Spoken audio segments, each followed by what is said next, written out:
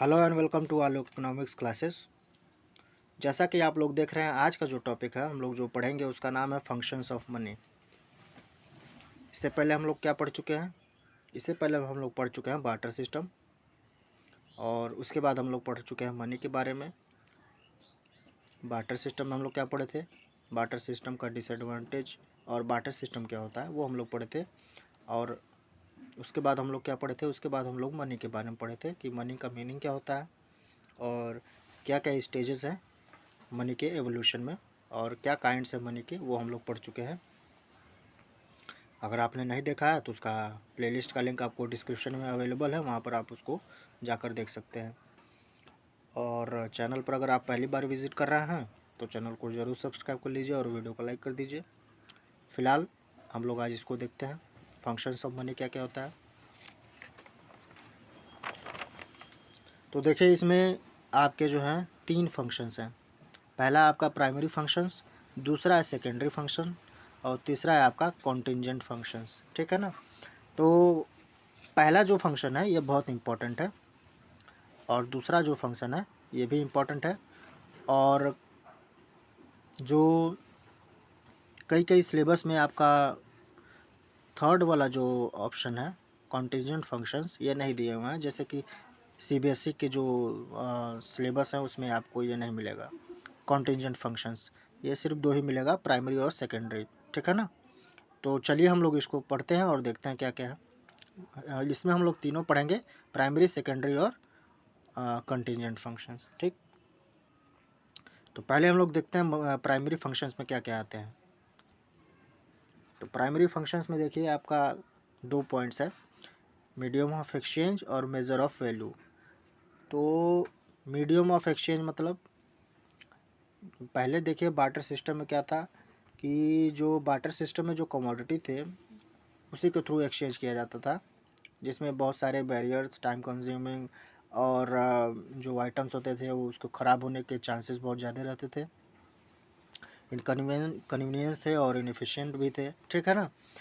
और मनी के आने के बाद ये सारी चीज़ें रिमूव हो गई। ठीक, जिसमें आपका वेस्टेज ख़त्म हो गया। ठीक है ना?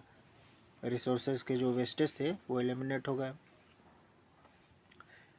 और जो डबल कोइंसिडेंस ऑफ वांट्स था बार्टर सिस्टम में वो भी ख़त्म हो गया। अगर आपको नहीं मालूम कि डबल कोइंसिडेंस ऑफ वांट्स क्या होता है तो इसके लिए आपको पिछला जो पहला लेक्चर है मनी चैप्टर का वो आपको देखना पड़ेगा।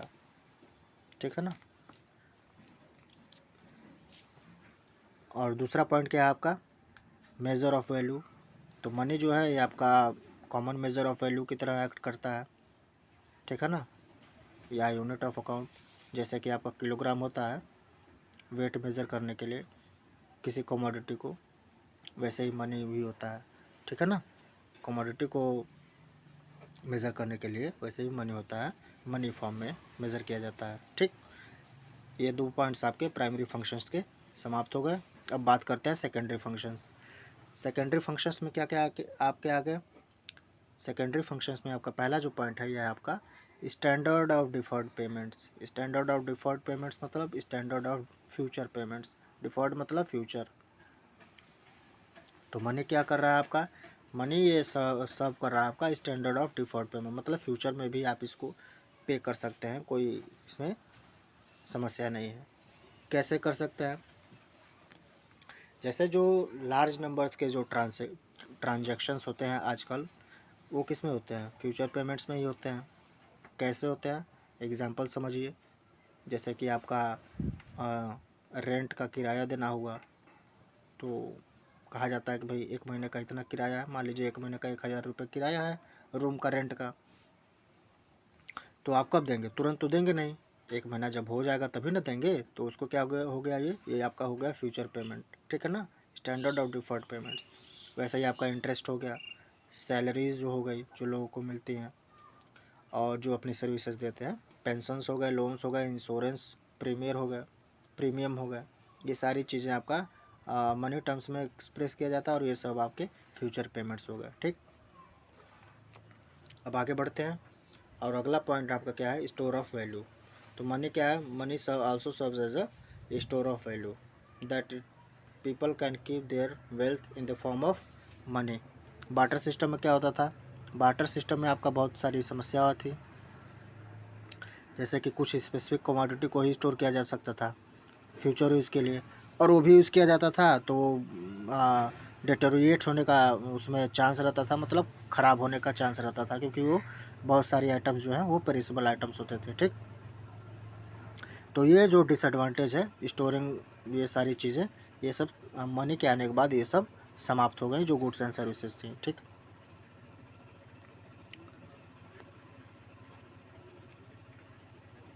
क्यों हो गई? क्योंकि मनी जो है आपका परफेक्टली लिक्विड एसेट है, ठीक है ना, और जनरली एक्सेप्टेबल है सभी लोगों के द्वारा, और जो मनी होल्डिंग है, जनरल परचेजिंग पावर, वो बहुत ज़्यादा है। ठीक है ना, गुड्स एंड सर्विसेज का। तो ये आपका दूसरा पॉइंट भी हो गया, इसको आप पढ़ लीजिएगा, कुछ समझाने के लिए है नहीं इसमें। ठीक है ना। तीसरा पॉइंट है आपका transfer of value. Transfer of value क्या होता है? Money helps us to transfer value from one person to another. मतलब when you buy a pen from the shopkeeper, मतलब मान लीजिए आपने कोई पेन ख़रीदा, ठीक है ना, और उस पेन का कीमत क्या है, 20 रुपये है, तो आप 20 रुपये उसको पे करेंगे, तो जो आपने 20 रुपये पे किया वही आपका वैल्यू है जो आप ट्रांसफ़र कर रहे हैं। ठीक है ना, वैल्यू ट्रांसफ़र कर रहे हैं, तो क्या हो गया, money is a quick and efficient means of transferring value from one place to another. ठीक, अब तीसरा है आपका प्राइमरी सेकेंडरी फंक्शंस तो ख़त्म हो गए। अब तीसरा जो आपका बचा हुआ है वो है आपका कंटिंजेंट फंक्शंस। इस ये क्या होता है, ये देख लेते हैं हम लोग। तो कंटिंजेंट फंक्शंस जो होता है आपका रिफर्स, देखिए यहाँ पर लिखा है, refers to the role of money in assisting various economic entities, क्या, सच एज कंज्यूमर्स प्रोड्यूसर। ठीक है ना,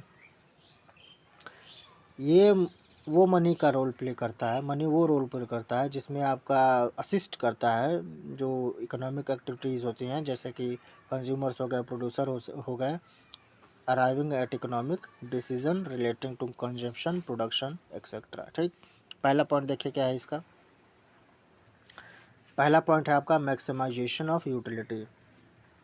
अब जो रैशनल कंज्यूमर है वो चाहता है कि जो उसका वांट्स है, कंज्यूमर का जो वांट्स है वो बहुत ज़्यादा मैक्सिमाइज हो, ज़्यादा से ज़्यादा मैक्सिमाइज करना चाहता है अपनी यूटिलिटी को। कैसे? जब वो कोई चीज़ खरीदता है, तब कोई गुड्स या सर्विसेज जो लेता है उसको, उसके द्वारा। ठीक है ना, तो the consumer will be able to maximise his total utility if the ratios of marginal utilities of different commodity is equal to price ratio of those goods। अगर उसको मनी टर्म्स में ही करना है, पे करना है, तभी वो मैक्सिमाइज कर पाएगा अपने मार्जिनल यूटिलिटी को। ठीक है ना, नहीं तो कैसे वो मेज़र करेगा? तो मेज़रमेंट के लिए कोई तो मीडियम चाहिए, तो यहाँ पर वो कौन सा मीडियम प्ले कर रहा है? वो मनी प्ले कर रहा है। ठीक है ना, money plays an important role because prices of all commodities are expressed in terms of money. ठीक, यहाँ पर दो बार आपका प्राइसेस हो गया है, तो इसको सिंगल कर लीजिएगा। आगे बढ़ते हैं। दूसरा पॉइंट है आपका एम्प्लॉयमेंट ऑफ फैक्ट्री इनपुट्स। जो प्रोड्यूसर होता है वो क्या चाहता है कि भाई मैं ज़्यादा से ज़्यादा क्या करता है, वो ज़्यादा से ज़्यादा प्रॉफिट कमाना चाहता है। कैसे? जब उसको रिसोर्सेस की, लेबर की ज़रूरत पड़ेगी, तो ज़्यादा से ज़्यादा लोगों को एम्प्लॉयमेंट देगा, क्योंकि उसके जो जो उसका फैक्टर ऑफ प्रोडक्शन हो जो बढ़ाना चाहता है। ठीक है ना, यानी फैक्टर ऑफ प्रोडक्शन जो है वो बढ़ाना चाहता है, जो कि एम्प्लॉयमेंट है या रॉ मटेरियल्स हो गए, जो भी हो गए। तो a profit maximising entrepreneur will equate marginal productivity express in terms of value of a factor with its price. कैसे एक्सप्रेस किया जाएगा? प्राइस के रूप में एक्सप्रेस किया जाएगा। ठीक, अब आगे बढ़ते हैं। तीसरा पॉइंट क्या है आपका? Distribution of national income. इसमें क्या हो गया? इसमें ये हो गया कि मनी जो है इसको एज ये फैसिलिटेट करता है डिस्ट्रीब्यूशन ऑफ नेशनल इनकम में वेरियस फैक्टर्स ऑफ प्रोडक्शन होते हैं। मान लीजिए कोई प्रोड्यूसर हुआ, ठीक, और उसने लेबर लोगों को अपने यहाँ काम दिया। ठीक है ना, तो काम दिया, सब लोग पैसा पाए, तो जो जो सब लोग पैसा पाए तो वो लोग क्या उसको खर्च करेंगे, तो खर्च करेंगे तो ये कहाँ जाएगा?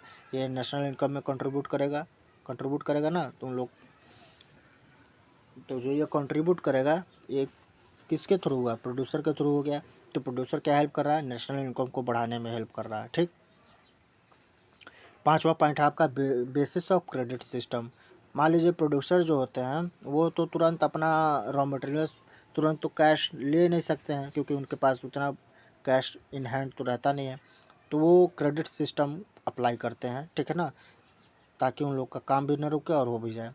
तो क्रेडिट सिस्टम जो है ये मनी हेल्प करता है। ठीक, देखिए यहाँ पर लिखा हुआ है, in fact commercial and business activities are highly dependent upon the credit system of the country. It is money which provide the basis of entire credit system. Without the existence of money, important credit instrument like checks, bills of exchange, etc. cannot be used. मान लीजिए कोई producer है, उसने 20 लाख का माल खरीदा, 20 लाख का माल खरीदा, कोई प्रोड्यूसर है वो 20 लाख का माल खरीदा, ठीक है ना, और उसने क्या किया, कहा कि भैया मैं आपको पेमेंट कुछ दिन बाद करूँगा और आप ये चेक ले लीजिए, ठीक है, ये 20 लाख का चेक है, आप इसको इतने दिन बाद या इतने महीने बाद इसको आप इन कैश करा लीजिएगा बैंक में ले जाकर। हो गया, सिंपल हो गया, ठीक है ना। तो ये सारी चीज़ें हैं। तो देखिए यहाँ पर भी एक ख़त्म हो गया लेक्चर। कोई डाउट है तो आप कमेंट बॉक्स में बता सकते हैं यूट्यूब के, या फिर आप इंस्टाग्राम पर बता सकते हैं। और ये नोट्स आपको टेलीग्राम ग्रुप पर मिलेगा, जिसका लिंक आपको डिस्क्रिप्शन मिल जाएगा। और सारे जो लिंक्स हैं वो भी आपको वहाँ पर मिल जाएंगे, जैसे आपका इंस्टाग्राम हो गया, ठीक है। कोई डाउट है तो आप बताइएगा, और चैनल को ज़रूर सब्सक्राइब कर लीजिए। तो फिर मिलते हैं हम लोग नेक्स्ट वीडियो में। Thank you very much.